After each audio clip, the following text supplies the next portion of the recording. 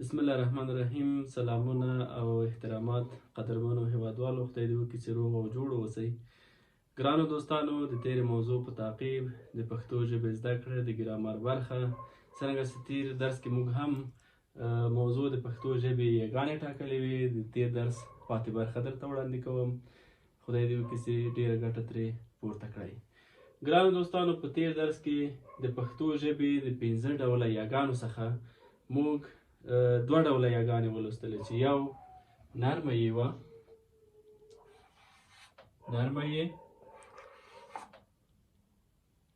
او څرګنده یې. څرګنده یې چې 2 ټکي څنګ په څنګ لري، او نرمه یې چې کوم ټکی نه لري، دا موږ ولوستلې.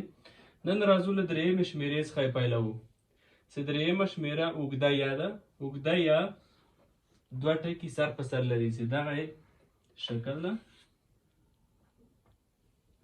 اوږده یا معمولا ښځینه نومونو په پای کې چې کله راځي، هغه د جمع حالت ته بیایي، جمع کوي. مثلا موږ لیکو چې یو څو مثالونه په اوږده یا کې موږ لیکو چې لکه مثلا مڼې، مڼې، یا مثلا کې،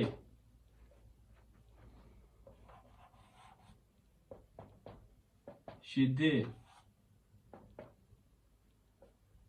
مستې، په همدې ترتیب. او بله مهمه مسله په دې کې دا ده چې د اوږدې یا نه مخکې چې کوم حرف ده، دغه حرف په ژور زیر سره لوستل کیږي. مخکې په څرګنده یې کې موږ ویل چې دغه د یې څخه تر د مخه حرف چې ده، دا په زیر سره لوستل کیږي، ولې په ژور زیر سره نه ده. یعنې د دې یې سره تفاوت دا ده چې هغه په معمولي زیر لوستل کیږي، او په اوږده یا کې د یې تر مخه حرف چې ده، هغه په ژور زیر سره لوستل کیږي. لکه مثلا موږ وایو چې مڼې، مڼې، کې، شیدې، مستې، په همدې ترتیب سره.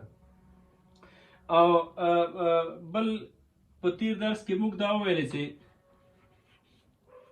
مثلا سړی، دا مثال اړوند کیږي په نرمې یا پورې، او سړی دا څرګنده یا ده. او په اوږده یا کې هم همدا لیکو چې مثلا سړی، سړی. دلته موږ په تیر درس کې ویل چې د یا د مخه حرف چې ده په نرمه یا کې دا په زور سره لوستل کیږي. سړی، ړې په زور سره ولوستل شوه. په څرګنده یا کې د یا د مخه حرف چې ده، دا په زیر سره لوستل کیږي. مثلا سړي، سړي. او په اوږده یا کې د یې د مخه حرف چې ده، مثلا ړې ده، دا په ژور زیر سره لوستل کیږي. مثلا سړی، سړی څه معنی؟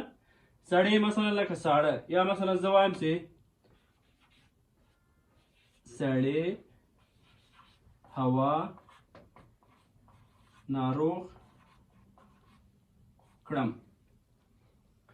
نو ګرانو دوستانو، د یاګانو زده کولو تر ټولو مهمه طریقه دا ده چې تاسې باید د هرې یې انداز په خپل ذهن کې کېنوئ، تر څو په کومه جمله کې یا په کوم کلمه کې چې تاسې د یې حرف سره مخامخ کیږئ، نو تاسو ته هغه انداز مخې ته راځي چې دلته کومه یې باید استفاده شي. مثلا په سړی دی، دا په خپل ذهن کې در سره وساتئ. یا مثلا سړي چې دلته څرګنده یا شوه، سړی دا نرمه یا شوه. همداراز سړی، سړی، یا مڼې، یا کې، په همدې ترتیب دا په خپل ذهن کې در سره وساتئ، تر څو خپل ستونزې په ورځني ډول حل کړئ. په پښتو ژبه کې د یګانو مسله یو ډیره ضروري، مهم او اساسي خبره ده، او باید په دقیق او اساسي ډول باندې دا زده شي. همداراز په دې پسې بله برخه د موږ 4مه شمېره چې زورکي واله یې ده، 5مه شمېره حمزه لرونکې یې ده، او په پای کې هم موقوف یې په باره کې هم غږیږو، دا چې زموږ د درس حجم زیات نشي. نو غواړم چې هغه دغه یګانې درته په راتلونکي درس کې وړاندې کوم. که چیرته نظر، پوښتنه، وړاندیز وي کولی شئ له موږ سره شریک کړئ. نو تر بیا مو په پاک الله سپارم. ښه وخت ولرئ.